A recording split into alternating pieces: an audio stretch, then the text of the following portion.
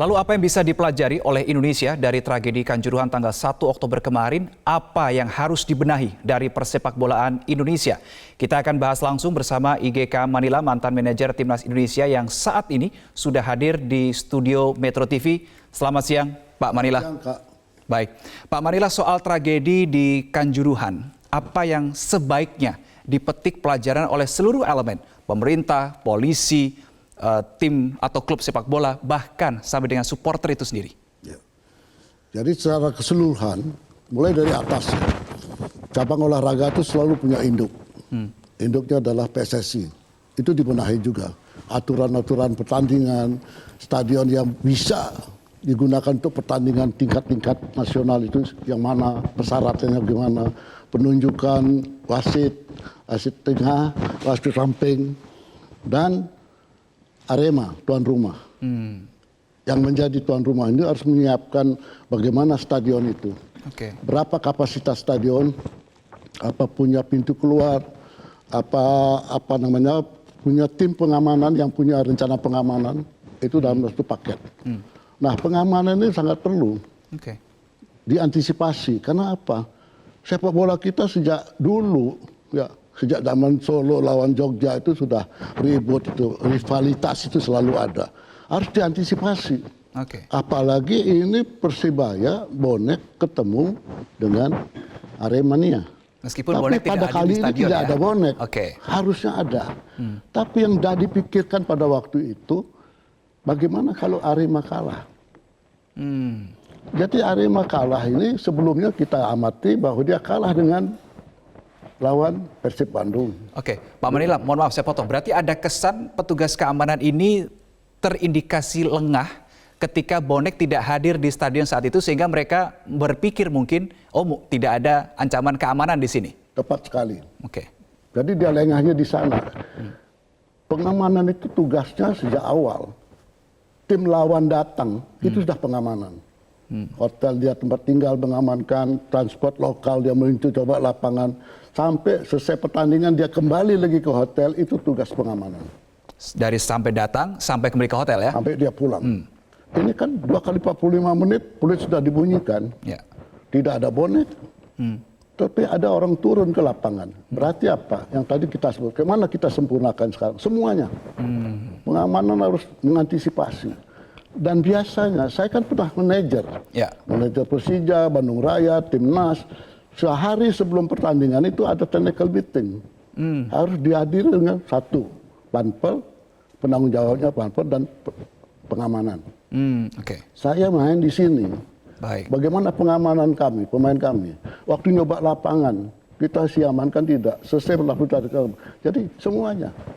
Semuanya harus dibenahi, ya, Pak Manila. Tetapi kalau kita melihat statement dilontarkan oleh PSSI seakan terkesan lempar tanggung jawab ke pihak panpel terhadap insiden Kanjuruhan ini. Apakah Anda setuju dengan sikap PSSI ini? Kita akan bahas di segmen berikutnya, Pak Manila. Pemirsa tetap bersama kami di Metro Siang. Kami akan segera kembali. Kita kembali berdialog dengan Bapak IGK Manila, mantan manajer Timnas Indonesia. Pak Manila, tadi di penghujung segmen sebelumnya saya mengatakan PSSI ini terkesan melempar tanggung jawab ketika mengatakan insiden Kanjuruhan ini adalah tanggung jawab panpel. Bagaimana Anda menyoroti sikap PSSI ini? Ya, boleh saja.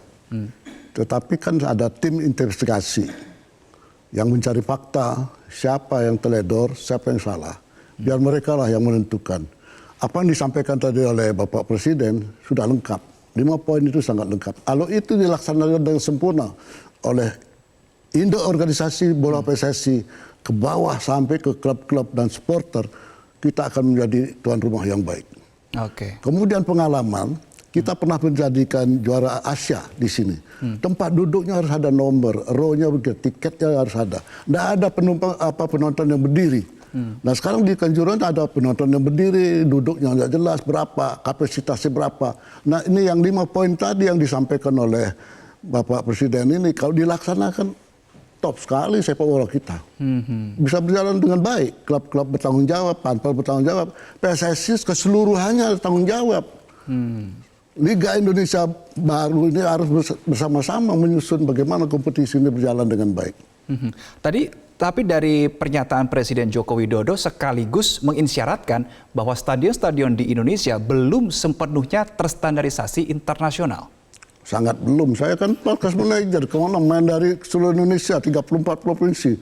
Mungkin hanya tuan rumah yang pernah menjadi tuan rumah PON. Mungkin stadionnya agak lumayan, tapi penomoran tempat duduk itu dan cara mengatur tiket itu belum sempurna di kita. Tapi Pak Manila, kalau kita lihat salah satu hal yang disoroti di tragedi Kanjuruhan adalah penjualan tiket yang over kapasitas. Kapasitas stadionnya adalah 38.000, tiket yang terjual 42.000. Ya. Praktik ini apakah seringkali terjadi? Ya, saya kembalikan saja tim investigasi sekarang. Tapi kenyataan saya yang saya alami itu memang berlebihan. Karena kadang-kadang Panpel itu juga mencari dana.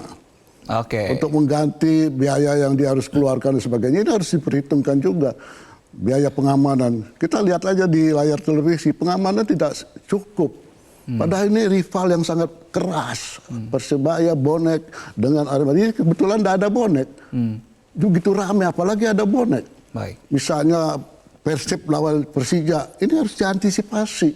Dan apa yang disampaikan beliau Bapak Presiden ini sudah lengkap. Kita sekarang jangan saling menyalahkan, betul. Tapi harus bertanggung jawab. Harus bertanggung jawab apa yang harus dikerjakan ikutnya.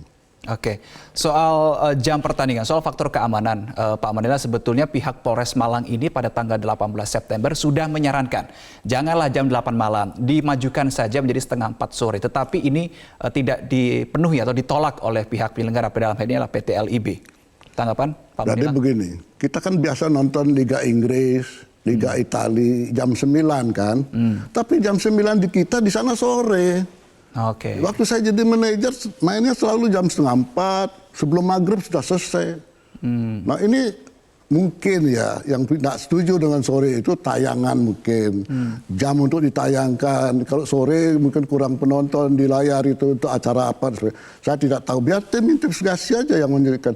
Saya lihatnya kalau kita nonton Inggris jam 9 malam sini, tapi malam sore di sana. Tapi sana sore, ya. Dan itu bedanya, jadi disesuaikan ini tidak bisa. Pak Manila, kalau kita melihat bagaimana pertandingan-pertandingan di Liga Inggris misalkan, ini sangat, kita melihat bagaimana jarak antara penonton dengan lapangan sangat dekat. Sehingga ini faktor keamanan juga menjadi sudah terjamin di situ. Kita tentu sangat rindu persepak bolaan Indonesia bisa seperti itu suatu saat nanti. Tetapi apa yang paling harus dibenahi selain faktor pengamanan, penebalan personil, apa yang harus dibenahi dalam untuk menciptakan kualitas sepak bola yang seperti itu? SDM, sumber daya manusia, penonton, supporter, panitia harus dirubah pikirannya. Kita tonton saja di Inggris, di London.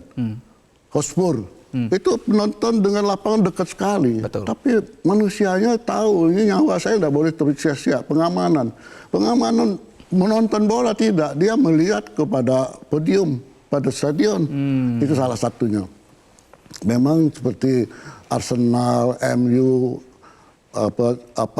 Liverpool memang lebih bagus, ada pagar, tapi tidak tinggi itu. Jaraknya dekat, karena mereka klub, stadionnya punya klub itu. Dan biasanya di mall, ya si ibu-ibunya belanja, anaknya sama bapaknya nonton, kan begitu. Kita ini kan punya pemerintah, tapi seperti dikatakan perbaikan stadion ini harus dilakukan. Baik, Pak Manila, fanatisme supporter sepak bola di Indonesia ini memberi warna tersendiri. Tetapi ketika ada oknum supporter yang bertindak sesuatu hal yang over fanatik, ini tentu akan bisa berdampak pada hal tertentu. Apa sorotan Pak Manila soal hal ini? Supporter sekarang ini sangat fanatik. Bonek dengan Persebayanya, Aremania dengan Aremanya, kemudian Bobotoh dengan Persib, Jackmania dengan Persija. Fanatik dan memberikan semangat, hiburan buatnya. Jangan jadi trouble masalah ini, hiburan. Tetapi jangan diberikan yel-yel atau lagu-lagu yang seperti misalnya Arema harus menang, kalau tidak menang saya tidak pulang, kalau perlu saya tidur di lapangan, kalau perlu pun saya mati di lapangan. Ini kan membangkitkan semangat yang berlebihan itu. Jadi diatur juga, kata beliau, supporter juga harus diatur gitu. Jangan nyawa kita jaga itu. Siapa yang bisa mengatur, mengendalikan supporter? Apakah klub juga bertanggung jawab terhadap perilaku para supporternya atau seperti apa Pak Manila sistemnya? Ya, pengalaman kita belajar dari supporter-supporter di Amerika Latin, di Inggris terutama ya, itu klub punya. Mereka punya kartu, punya daftar nama, dan duduk nontonnya pun diatur di mana gitu. Lawan kita amankan. Cara keluar dari habis nonton kemana, pengamanan di jalan pakai kuda, pakai macam-macam. Jadi antisipasi itu.